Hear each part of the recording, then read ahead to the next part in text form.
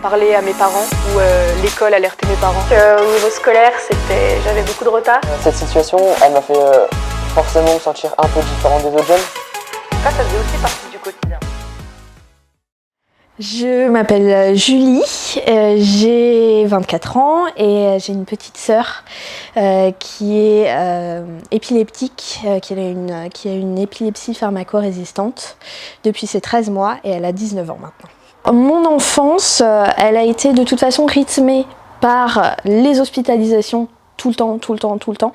J'étais une petite fille qui montrait pas trop à l'école que j'avais une petite sœur qui était porteuse d'un handicap. On a découvert la maladie de ma sœur quand elle avait 13 mois, donc on a 6 ans d'écart, donc moi je devais avoir à peu près 7 ans. Donc au début ça se voyait pas trop, elle faisait juste des crises d'épilepsie, mais voilà, il n'y avait pas vraiment d'aidance à ce moment-là, ça venait plutôt de la part de mes parents. Au début, je me rendais pas forcément compte, mais petit à petit, on prend la place des dents, comme ça quoi.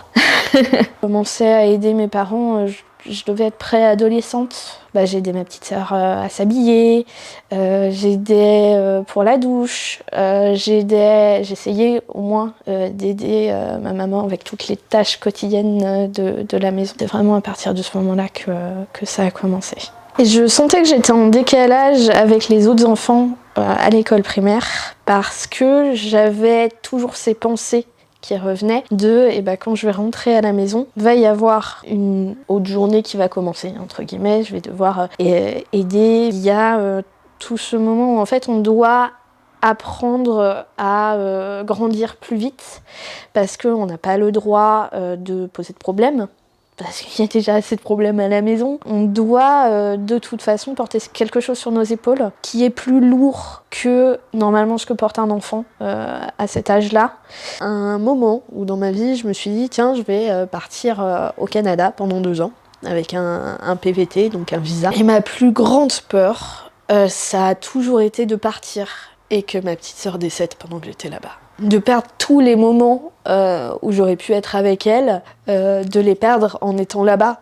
C'est ma plus grande peur, c'est de perdre ma petite sœur. Quand j'étais à l'adolescence, j'ai été incontrôlable, c'est-à-dire que j'ai fait plein de bêtises parce que je voulais qu'on me remarque et puis je sais que je me faisais mal souvent, pas consciemment. Et je me souviens de mon médecin qui disait que je recherchais l'attention de mes parents. Et oui, en fait, je recherchais l'attention de mes parents parce que je me sentais toute seule.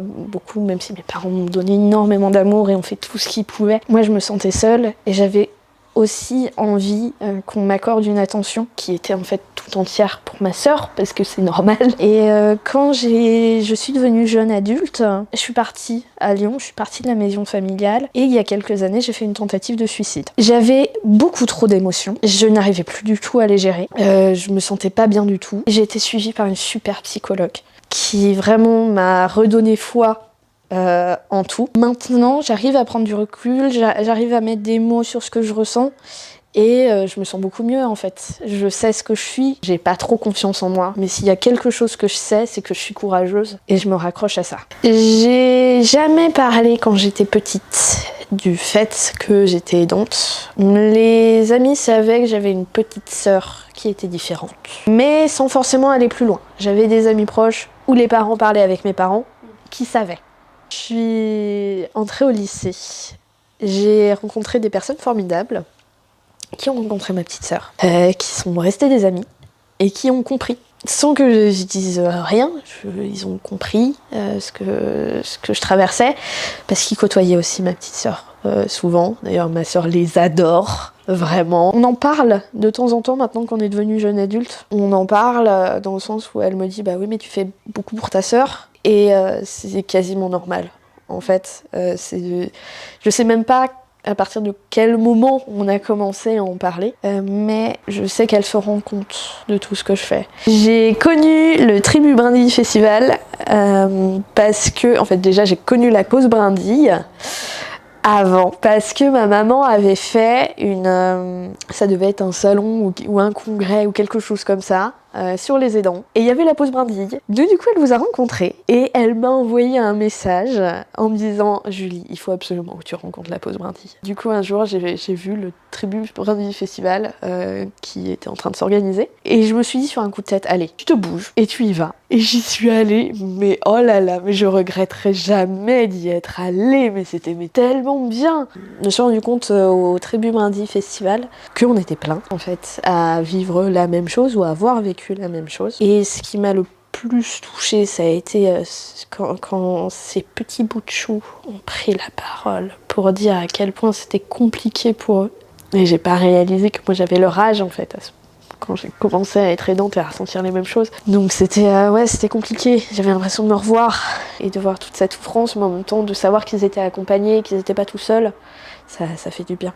Le conseil que je pourrais donner à toi, jeune aidant, c'est de te reconnaître et de t'accepter parce que tu as le droit de ne pas aller bien et puis tu as le droit de demander de l'aide aussi. Quand on est aidant, on a souvent besoin d'aide aussi. Et tu es légitime et bravo pour tout ce que tu fais.